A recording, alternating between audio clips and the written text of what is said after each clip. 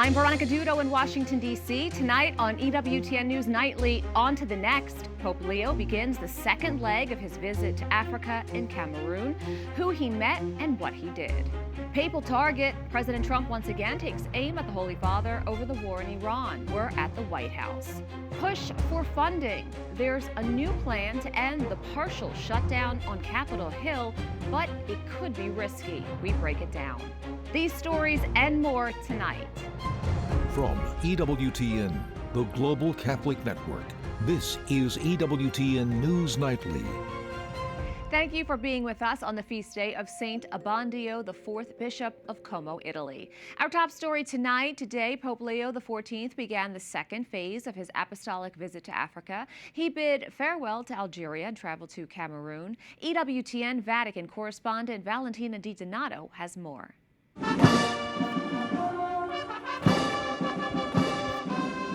And with that, Algeria says goodbye to Pope Leo. The Holy Father was joined at a farewell ceremony by Algerian President Abdelmadjid Tebboune, along with civil authorities and representatives of the local church.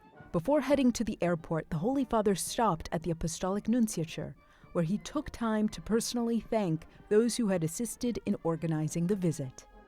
He also visited the Our Lady of Africa nursery run by the Missionaries of Charity. There he was welcomed with a joyful performance by the children. He greeted them warmly, offering encouragement and blessing the sisters who dedicate their lives to caring for the most vulnerable. An image that reflects the broader message of his journey: compassion, dignity, and hope. After that, it was on to the next country. At 3:20 local time, the papal plane touched down in Yaoundé in Cameroon. In the days ahead, the Pope is expected to meet with local leaders, clergy and faithful, focusing on themes of peace, reconciliation, and the enduring role of the Church across Africa. Today, he met with the authorities, civil society, and the diplomatic corps, and spoke of how Cameroon still carries the memory of the visits made by his predecessors. Le Cameroun dispose des ressources humaines. Like many other nations, your country is facing complex difficulties. Lives have been lost, families displaced, children deprived of schooling, and young people no longer see a future. Behind the numbers are the faces, stories, and shattered hopes of real people. In the face of such dramatic situations, I called on the human family at the beginning of this year to reject the logic of violence and war and to embrace a peace founded on love and justice. This multi-nation journey underscores the Vatican's continued commitment to strengthening ties with African communities, while honoring the continent's deep Christian roots and vibrant future. Thankfully, young people in Cameroon possess a deep spirituality that still resists the homogenizing influence of the market. It is a source of energy that gives value to their dreams, which are rooted in the prophecies that nourish their prayers and their hearts. Pope Leo then visited a local orphanage and held a private meeting with the bishops of Cameroon. In Rome, Valentina Di Donato for EWTN News Nightly. Joining me now is Father Asanji Beltis, who serves in the Archdiocese of Bamenda in Cameroon and is part of the official communications office for the Church in Cameroon for this papal trip. Thank you so much for being here. Now, Father Beltis, please share with us, how does it feel for the faithful and the clergy in Cameroon to have the Holy Father with you in the country, and what kind of reception is he having? It's a very, very exciting news when we learned that the Holy Father was going to be received in our country, and it was kind of a dream come true, seeing the Papa plane touching the tarmac of the Yaoundé International Airport this afternoon. I think that the faithful and the clergy alike are very, very much excited to receive the Holy Father, and we are giving the Holy Father a red carpet reception, the reception of the Prince of the Church. Now, the whole world is watching as the Pope is visiting an orphanage, a mental health hospital, and a prison while he's in Cameroon. What do you think is the significance of choosing these locations? The significance of choosing these particular locations is that the Pope has a place of the vulnerable in his heart. And the Pope is out in search of those who are living in the margins of the society. He has come to liberate the captives, for the poor and for those who are sick, just like Jesus Christ. And I think that it is very, very significant given the fact that our country, Cameroon, has been going through a lot of socio-political crisis in recent times. Choosing these people means a lot to the faithful and to many, many Cameroonians alike. What are some of the lasting effects that you think the Holy Father's trip could have, as you just alluded to some of those issues that you're having in the country? We are expecting to have lasting peace, especially in the English-speaking part of the country, that is the northwest and the southwest regions of Cameroon. You know, he shall be visiting Bamenda tomorrow, and we are expecting him to address some of those key issues. And we are hoping that after he must have left, lasting peace shall return, especially in the northwest and southwest regions of Cameroon. On the ground, the Holy Father will hold a huge Mass on Friday. There's an estimated 2 million people expected to be in attendance. What message do you think this will send to the world about the Catholic faith in Cameroon? Actually, he has the first of the masses he's going to be celebrating. The first mass he'll be celebrating in Cameroon will be in Bamenda, that is tomorrow at 3:30 p.m. And the second mass shall be taking place in Douala. This will be sending shock waves across the population of Cameroon and to the world that the Pope has come to Africa, especially because Cameroon is in sub-Saharan Africa. He is coming as a unifying factor. And I think that mass accommodating this huge population of people will bring in people from neighboring countries like Central African Republic and Gabon. Father Beltis, thank you so much. Thank you very much, and it is a pleasure to be on air in EWTN television. Great to have you here. Thank you. Thank you. The pleasure is mine. President Donald Trump continues his sharp comments about the Pope in recent days. He's been criticizing the pontiff on social media, for example, calling him weak on crime and terrible for foreign policy. That's gotten some pushback from Catholic leaders, but the president continues his criticism with another post overnight. White House correspondent Owen Jensen reports. Owen? Well, that's right, Veronica. President Donald Trump has made it very clear he is not a fan of Pope Leo. And others are weighing in as well, including the House Speaker.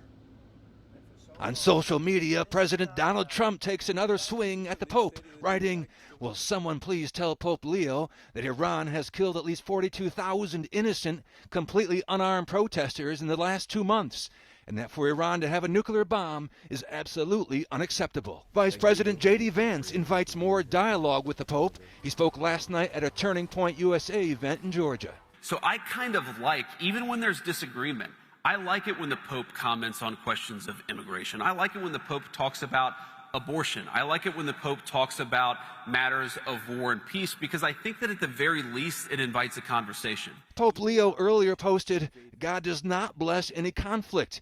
Anyone who is a disciple of Christ, the Prince of Peace, is never on the side of those who once wielded the sword." I like that the Pope is an advocate for peace. I think that's certainly one of his roles.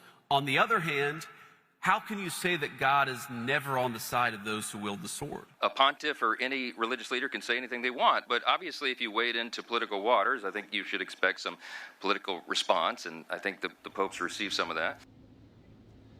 Now, faith leaders defend the Holy Father. In fact, the vice president of the U.S. Conference of Catholic Bishops tweeting, and we'll put it up on the screen for you here. I will read it. "Public officials may opine about theology, as is their right. The successor of Peter teaches. This is his office." And the Archbishop of Portland, Oregon said, "I've been deeply concerned by the rhetoric of President Trump. His remarks during Holy Week and Easter fall short of the standard one would expect from both his office and his professed Christian faith." Veronica, back to you in the studio. Oh, and the president also made some news about the war in Iran, saying it's very close to over. Well, that's right. He did make news today. Now, keep in mind, the ceasefire, the current ceasefire goes for 7 more days until April 22nd. The White House saying today they feel the negotiations are going well and they think something good could happen. Meantime, mediators are pushing for a compromise on 3 main sticking points that derailed the direct talks last weekend, you'll recall: Iran's nuclear program, the Strait of Hormuz, and compensation for wartime damages. President Trump posting, "China is very happy that I am permanently opening the Strait of Hormuz. I am doing it for them also and the world."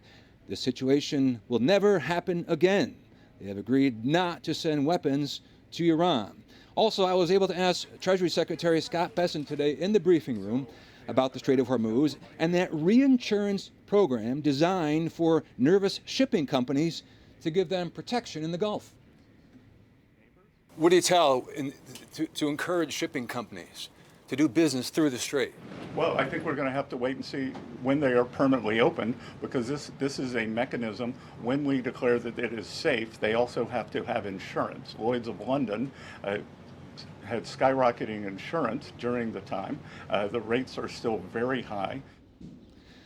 Also, the U.S. Navy is imposing a sea blockade against Iran, the latest escalation in the war that has seen the flow of key energy supplies choked off at that strait. The blockade, I should say, could put serious pressure on the Iranian economy. And Treasury Secretary Bessent was also asked in that briefing room today about the cost of gas. He was asked, when will Americans once again see $3 a gallon gas? And he's hopeful, he thinks it should happen sometime this summer, sooner rather than later.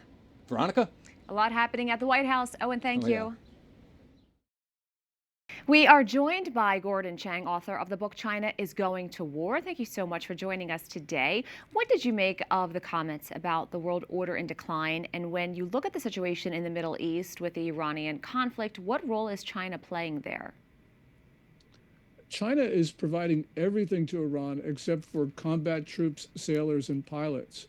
So we saw from the beginning of this war, Miser Vision, which is a private Chinese company, but obviously acting at the direction of the Chinese regime, it was providing satellite images of American military assets in the region, along with precise coordinates.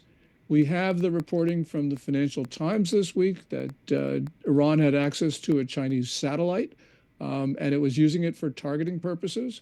We know that the cruise missiles that Iran fired at the Abraham Lincoln Strike Group at the end of last month, those were Chinese missiles. So across the board, China has been supplying Iran with weapons. And got to remember that every Iranian weapon that has a microchip that was either manufactured in China or was sourced for Iran by Chinese intermediaries. So this is a full spectrum support for the Iranian regime, and it's an enemy combatant against us. As the U.S. naval blockade in the Strait is, of course, enforced, things are changing by the hour, but there have been reports that a Chinese tanker did cross through the Strait of Hormuz. Do you know if that happened, and if so, did it surprise you? Well, first of all, the blockade is on Iranian ports, ships going to or coming from Iranian ports. So if this Chinese tanker was picking up Saudi crude, it would not be blockaded.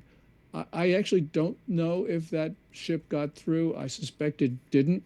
But the one thing that we do know, and that is Admiral Brad Cooper, the CENTCOM, Central Command commander, was right when he said that the 36 hours after the blockade was put in place, it's been effective and nobody's been running that blockade. And I believe that to be the case. Now, China purchases between 80 and 90% of Iran's total crude oil exports. When you look at choices on the table, could they confront the U.S. Navy, absorb the loss, or potentially push Tehran to make a deal? Do you think those are the options, or could something else happen? Well, China certainly has been helpful in brokering, first of all, that meeting that took place in Islamabad. It wasn't crucial, but it was helpful. I don't think that the Chinese Navy is ready to confront the U.S. Navy anywhere in the world, including in the Strait of Hormuz. So right now, China can't project power that far. Beijing, I think, is certainly looking at this because they want to end the war, because it is undermining their ability to export. And right now, Veronica, the only hope for growth in China is exports. And so China understands that in this mood of sort of deglobalization, it's not good for Beijing. They've sort of created a lot of these controversies and conflicts that have now contributed to the turbulent world, but I think they're now starting to douse the fires. Do you think China will have any role in solving this? A little bit of a role, but primarily it's going to be President Trump talking to the Iranian negotiators. And the thing that concerns me is whether anybody has the authority to speak for the Iranian regime, such as it is right now. But the question will be really what we can come to terms with Iran. And I don't think that other players are going to be that important. They will have some effect maybe on getting Iran to come to the table, but that blockade is really effective. It's important, and Iran knows that it's living on borrowed time. Gordon Chang, thanks so much. Thank you, Veronica. Now to another aspect of the Iran war. Fighting between Israeli forces and the Iran-backed Lebanese group Hezbollah has continued after Israel and Lebanon held direct talks in Washington aimed at easing the conflict. The Israeli military reports striking over 200 targets in 24 hours while moving to secure border towns. Meanwhile, Hezbollah has officially rejected the peace talks and launched dozens of rockets into northern Israel. We have a lot more still to come on EWTN News Nightly. It's tax day. Time is up for millions of Americans. What to know about last-minute filing, new tax breaks, and how to avoid costly penalties. Plus, a growing clash over the Federal Reserve as new questions emerge over a costly renovation.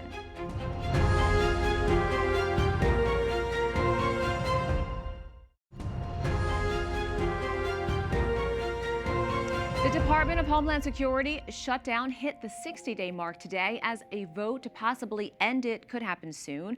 Republican leadership met with President Trump late last night to unify both the House and Senate to pass a bill that would restore funds for immigration enforcement. Now the plan needs support from hard-nosed conservatives and spending hawks in both houses. Let's check in with Capitol Hill correspondent Eric Rosales. Eric, what's the latest? Good evening, Veronica. Republicans are still looking at a two-track plan. First, pass a DHS funding bill without money for ICE and Border Patrol. Then second, pass a Republican-only bill through reconciliation that'll be able to fund both of those agencies with a simple majority vote.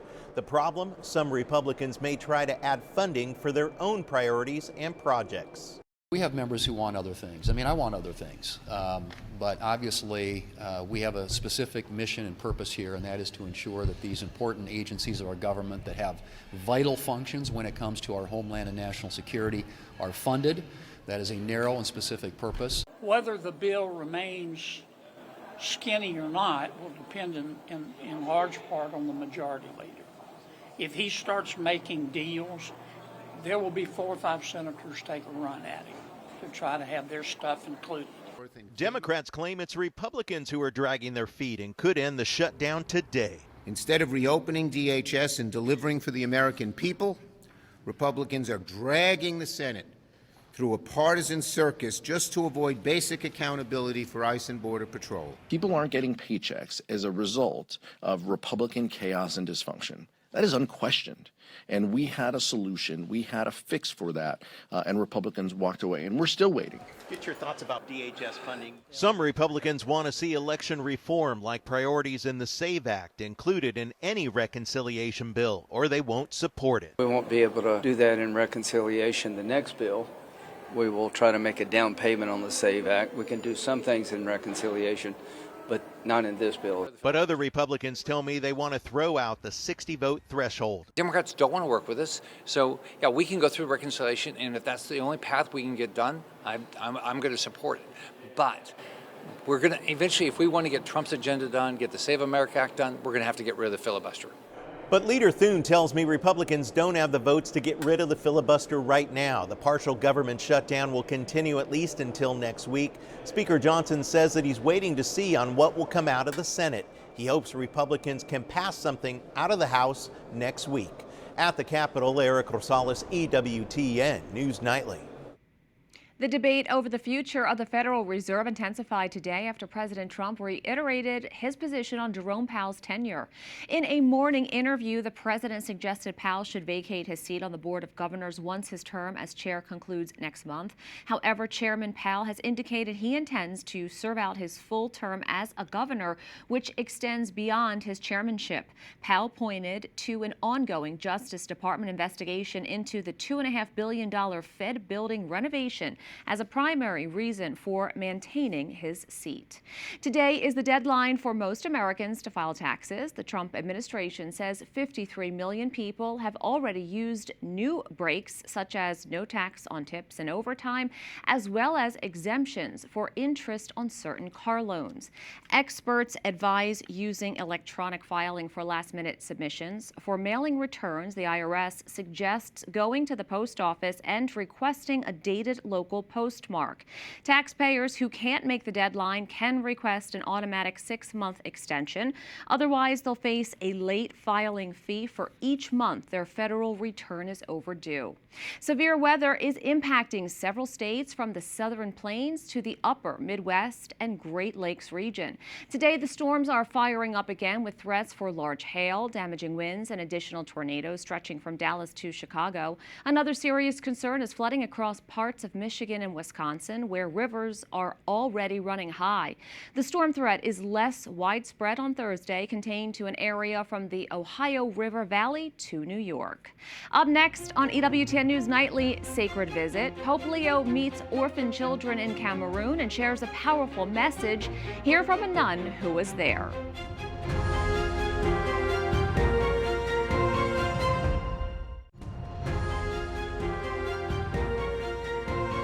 As part of his visit to Cameroon today, Pope Leo toured an orphanage and highlighted God's love for the children. The orphanage is run by the Congregation of the Sisters of Mary, who welcomed the Holy Father with song and dance. The Pope told the children that no one is ever a stranger or forgotten. Joining us now is Sister Cristobal Epie, a nun with the Congregation of the Sisters of Mary, who run the Ngol Orphanage in Cameroon. Sister Epie, thank you so much for joining us. Can you tell us more about the visit from the Holy Father, and what did he say to you? Okay, we're very happy. Today, the community and orphanage of Ngulzamba, which is situated here in Yaoundé, central region of Cameroon, run by the Congregation of the Daughters of Mary of Yaoundé, welcomed His Holiness Pope Leo XIV. It was a very beautiful and exciting moment, given that we were waiting for him since morning.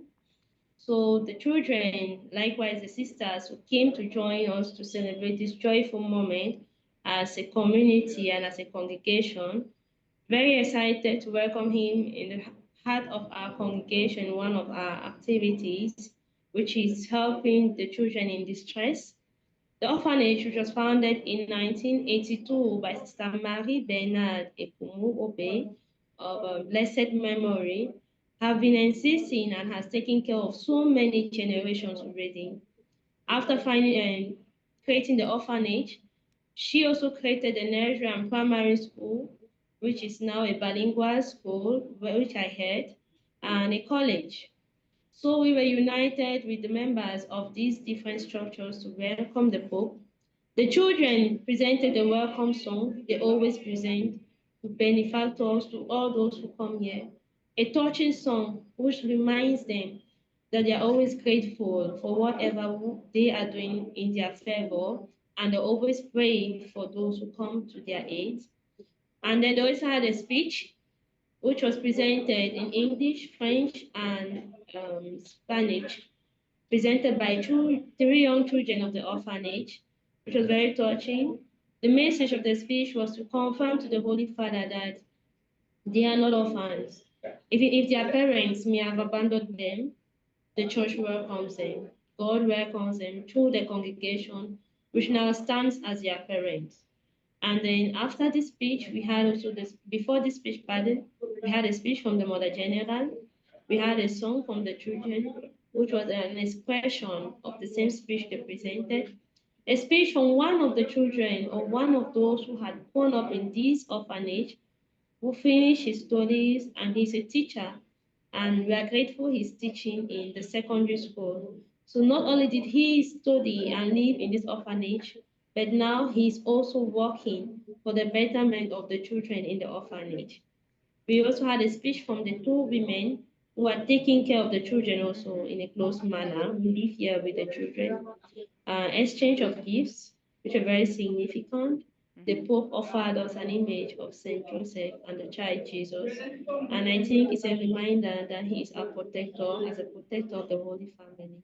He's always there to protect his children. So it's a very touching moment, full of excitement and joy. And right now, the children and all those who are around, the sisters and our collaborators in school, are trying to have a meal together to celebrate this historic moment. Because it's also a gift for our congregation, which is celebrating 100 years of existence this year. It's a diocesan congregation, founded in 1920. What an incredible day. Sister Epie, thank you so much for joining us. Thank you, too. We thank you for watching tonight. Remember, you can follow us on social media, Facebook, X, YouTube, and Instagram at EWTN News Nightly. I'm Veronica Dudo. Good night and God bless.